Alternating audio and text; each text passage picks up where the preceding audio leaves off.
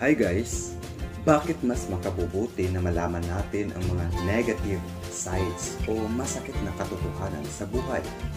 Ano ang pakinabang nito sa atin? May mga tao na ayaw nilang malaman ang mga dark sides sa buhay dahil takot sila at baka mahirapan silang tanggapin ang mga ito. Ngunit alam niyo ba na mas mabuting alam natin ang mga ito upang aware tayo kung saan tayo lulugar at ano ang magandang gawin o hakbang upang magdulot ito sa atin ng magandang output sa buhay? Ika nga, negative should turn to positive. Mas maganda kasi kung alam natin ang problema upang alam natin kung paano solusyonan ito at kung paano haharapin. Minsan ang mga pagsubok din ang nagpapatibay o nagbibigay daan upang mas magiging matatag tayo sa bawat hamon sa buhay. Sa video na ito, pag-usapan natin ang mga masakit na katotohanan sa buhay na kailangan natin tanggapin upang masolusyonan. Kaya, samahan niyo ako hanggang dulo. Pero bago yan, kung ikaw ay hindi pa nakapag-subscribe sa channel na ito, pakisuyong pindutin ang subscribe button kasama ang bell sa tabi nito upang alam mo every time na may bagong video. Paki-like na rin. Mag-comment sa baba about your thoughts and ideas upang dagdag kaalaman at i-share dahil sharing is caring.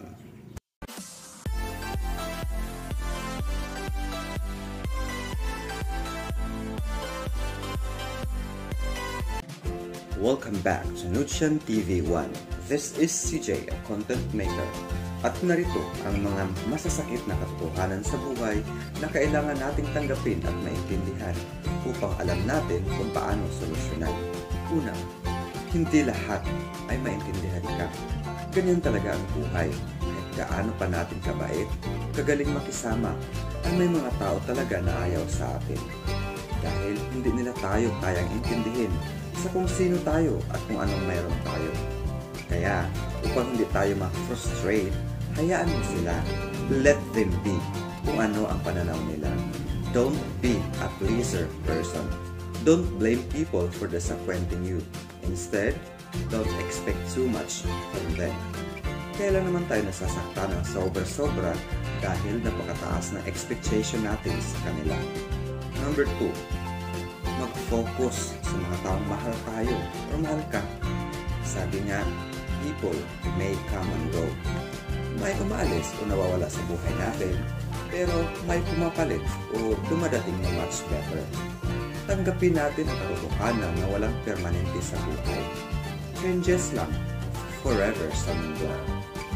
Imbis na mag-focus sa mga taong hindi tayo pinapahalagahan, ay doon tayo sa mga taong palaging nandyan para sa atin. Doon tayo sa mga taong hindi nakakalimot sa atin. Doon tayo mag-focus sa mga taong na-appreciate ang presence natin at nire-respeto ang pagiging tayo o kung anong meron tayo. Either personality, emotionally, physically, at kahit sa estado ng buhay natin ay tanggap tayo. Lahat maaaring manakit sa'yo. Number 3. So, may mga pagkakataon na kahit gaano pa kalapit sa puso at buhay natin ay kaya tayong saktan. It's either physically at emotionally. Kaya dapat matuto tayong tanggapin ang katotohanan na iyan upang hindi tayo mahirapan mag-adjust if ever mangyari man sa buhay natin.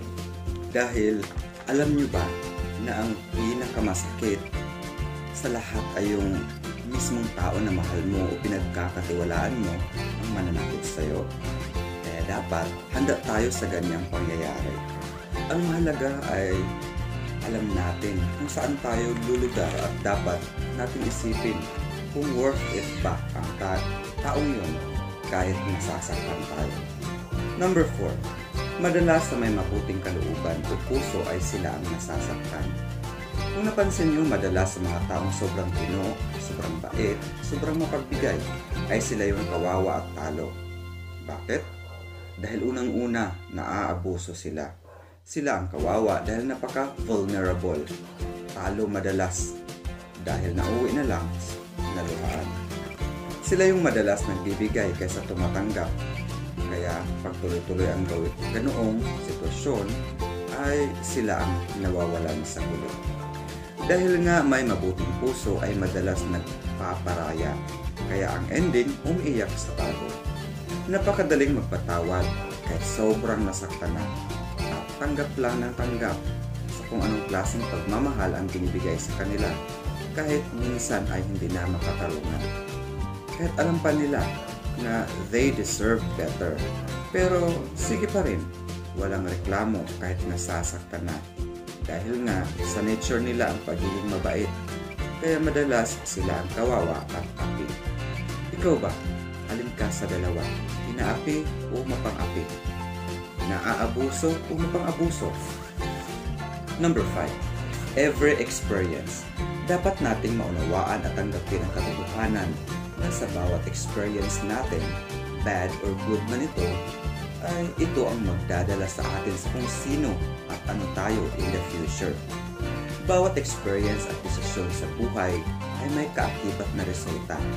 Kung mali ang iyong desisyon, ay maaaring pahirap sa buhay ang aanihin mo. Kaya dapat handa tayo at matatag na harapin ang bawat consequences sa buhay.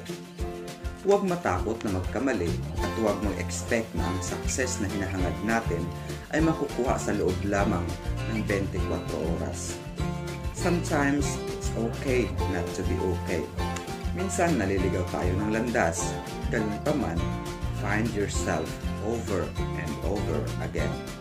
Work hard and always remember to enjoy the life you create for yourself. Number 6.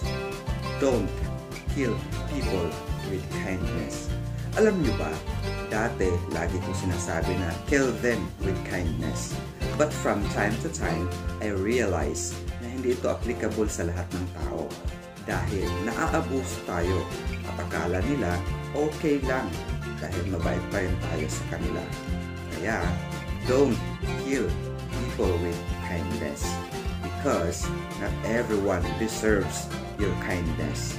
Instead, kill them with silence because not everyone deserves your attention. Ikaw nga sa kasabihan, the power of silence. Alam niyo ba na ang pananahimik ng isang tao ay nakakatakot? Dahil hindi mo alam ang takbo ng utak niya. Hindi mo makontrol ang maaaring balik niya sa'yo dahil wala kang alam o ideya. Kaya ang pananahimik ng isang tao sa kabila ng galit dahil sa tinatamasa nila sa isang tao ay nakakabahala. Madalas, silence is the best weapon. Sana nag-enjoy kayo sa topic natin ngayon. Thank you and until next